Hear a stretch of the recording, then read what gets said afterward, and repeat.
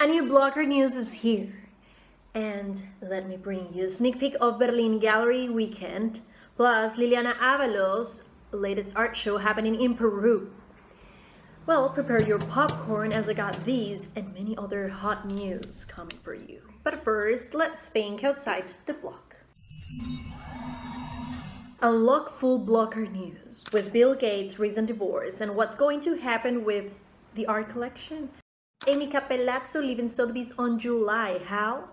Well, click in our link in bio and subscribe to YouTube channel.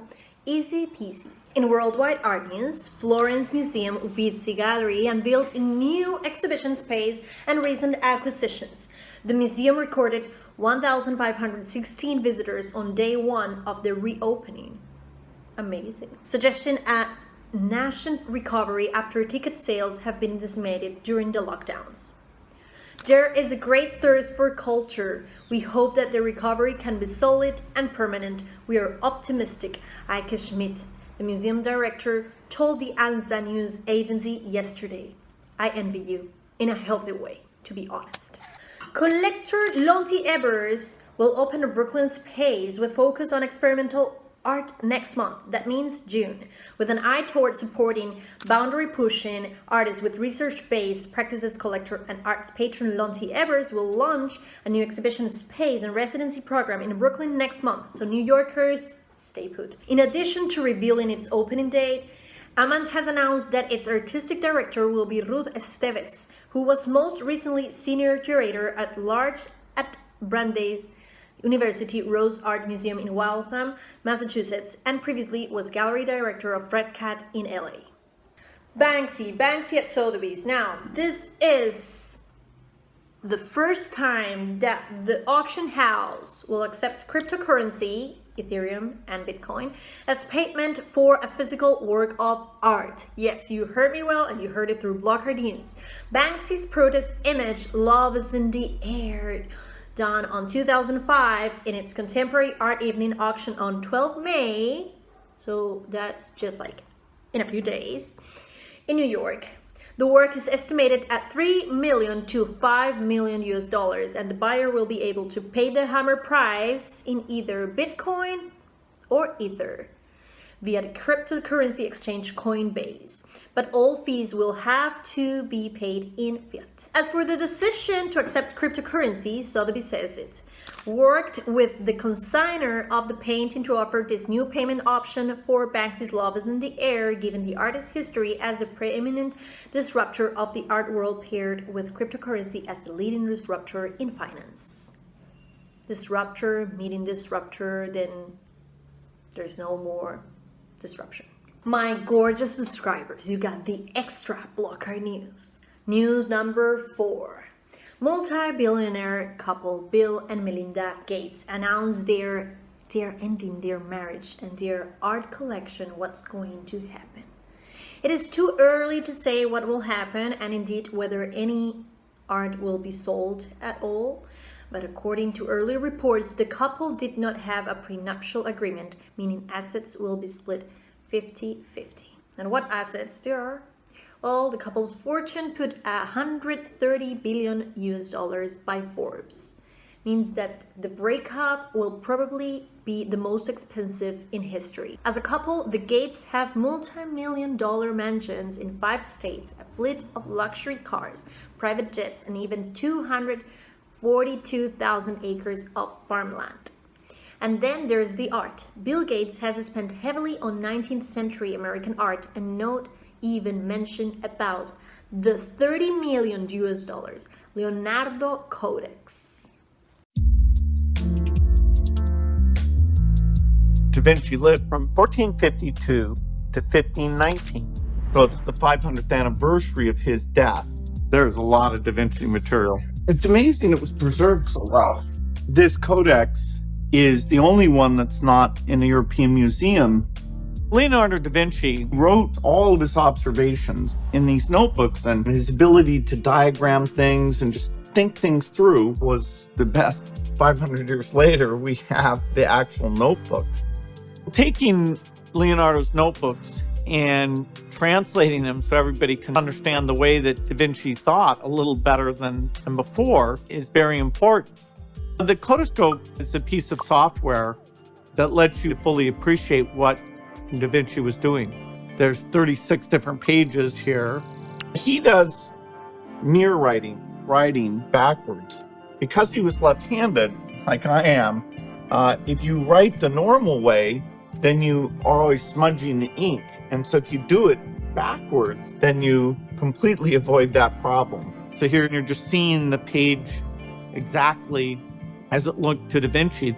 This is the mirror where we flip it around, and now here it is in English. So this really gives you, a direct understanding.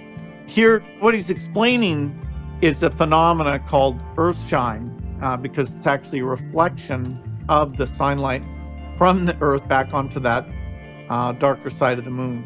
As you go around, you'll find these little interactive elements that help you understand it. Leonardo da Vinci was a genius in so many different ways. His curiosity drove him to understand art and science. And that idea that if you just look carefully, that you could really figure the world out.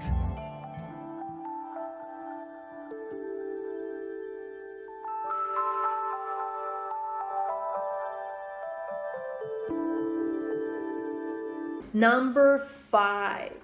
Amy Capelazzo is leaving Sotheby's in July. I was brought here to get the company sold privately, and that is done. Brooke Lumley and Mari Claudia Jimenez will step up into new roles in the Global Fine Art Division, while Gregory Bilold is the new chairman of Contemporary Art. My contract expired in January, and they asked me to stay as long as I could, and I agreed to stay through the longest, darkest months of COVID and get us through May and June sales. Capelazzo tells the art newspaper. She says she is extremely involved in the forthcoming $150 million sale of the collection of Anne Marion. I'm waking up in the middle of the night involved. There's a real American mythology around a woman like that. She's a real tough Texan cowgirl. Remember our upcoming Huacatriat project?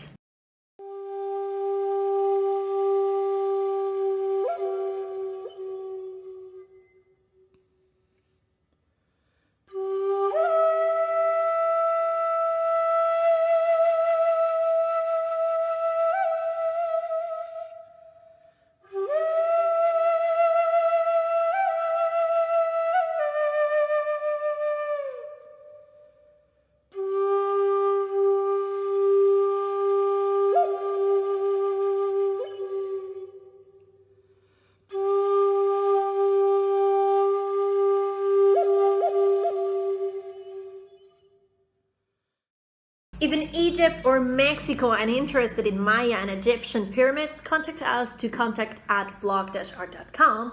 We're looking forward to bring the power of the worldwide pyramids.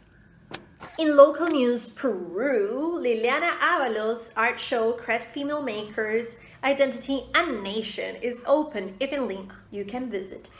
If not, well, here are some of the soft sculptures as part of the exhibition. Enjoy it.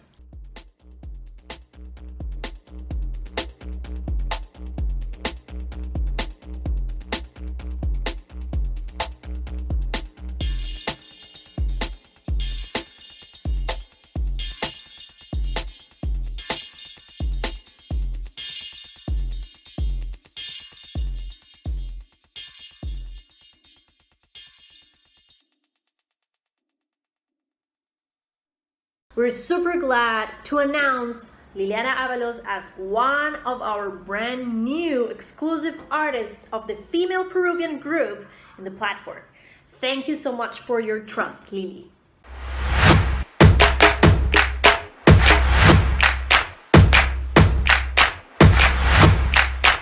And don't forget, BLOC Art is the local art portfolio that represents 40 Latin American artists, which 30 are from Peru.